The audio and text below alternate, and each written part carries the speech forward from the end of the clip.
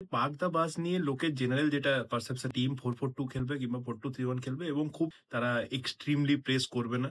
কিন্তু আমার যেটা মনে হয়েছে teams are changing in a way, যেখানে পার্ক দা বাস হলেও আগের দিনে আয়ারল্যান্ডের দুটো স্ট্রাইকার প্যারেট কিংবা ওগবেনে প্রচন্ডভাবে গোলকিপার সিবি এবং ডিএমএফ ওই জোনে যারা বল পেয়েছে বিল্ড আপ জোনে তাদেরকে প্রেস করেছে এবং তাদেরকে বাধ্য করেছে এক প্রকার উইং এ বলটা খেলে দিতে। তার কারণ হচ্ছে অবভিয়াসলি মানে মিড যে সেগমেন্টটা পিচের সেটা কম্প্যাক্টলি একদম পুরোপুরিভাবে বন্ধ, সেখানে ওয়ে পাস খেলা বল পায়ে থাকলে তবে তারা 3-4-3, বল পায়ে না থাকলে তারা 5-4-1।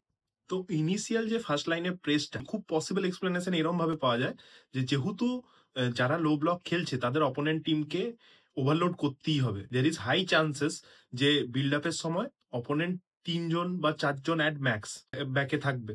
তো সেই সময় যদি প্রেস করে বলটা ডিসপোজেস করে দেওয়া যায় তো there is basically high chance, এবং সেটাই হয়েছে। মানে গোলকিপারকে প্রেস করে যে কর্নার সেখান থেকেই গোল হয়েছে। এবং দ্বিতীয় গোলের ক্ষেত্রেও কমপ্লিটলি মাঠটা ছোট ছিল, 2v3 একটা সিচুয়েশন ক্রিয়েট করে ফেলেছিল তারা। ইনিশিয়াল বিল্ড আপ হচ্ছে তখন প্রেসটা হবে, একটা ইন্টেন্স প্রেস হচ্ছে, প্রথম লাইন অফ অ্যাটাকাররা সেটা করছে।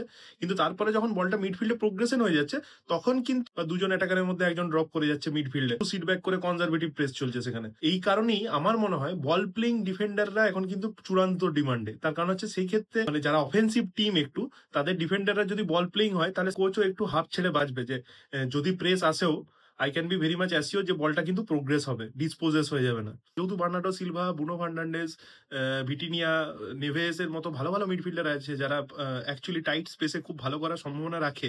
তো আমার ধারণা ছিল যে লো ব্লক টিমের এগেনস্টে পর্তুগালের যে স্ট্রাগলটা সেটা স্টে করবে না, কিন্তু সেই প্রবলেমটা এখনো কনসিস্টেন্ট। পর্তুগাল উইং এ কিন্তু খুব ইনএফেক্টিভ, ঠিক আছে? মানে উইং থেকে খালি ক্রসই আসে পর্তুগালের, উইং থেকে যে কিছু ক্রিয়েট হয়ে অন দ্য গ্রাউন্ড কিছু মুভমেন্ট আসবে সেই ধরনের জিনিস কিন্তু হচ্ছে না। স্ট্যাটস বলছে আর কি, কালকেও মেজরিটি অফ দ্য অ্যাটাক এসছে কিন্তু রাইট উইং থেকে, যেখানে বার্নার্ডো সিলভা ক্রিয়েট করার চেষ্টা করছিল সেখান থেকেও ক্রসই আসছিল হাওয়া। এবং এই ধরনের পার্টিকুলার লো ব্লক যে সমস্ত টিমগুলো রয়েছে তারা জানে ক্রস আসবে। বেসিক্যালি পাকদাবাস কি করে, স্পেস কম দেয়। তো সেই ক্ষেত্রে উইং এর একটা মারাত্মক যেটা কাজ থাকে সেটা হচ্ছে মাঠটাকে আরো বড় করা, স্ট্রেচ করা। সেই জিনিসটা পর্তুগালের উইঙ্গাররা খুব এফেক্টিভলি করতে পারছে না এই মুহূর্তে।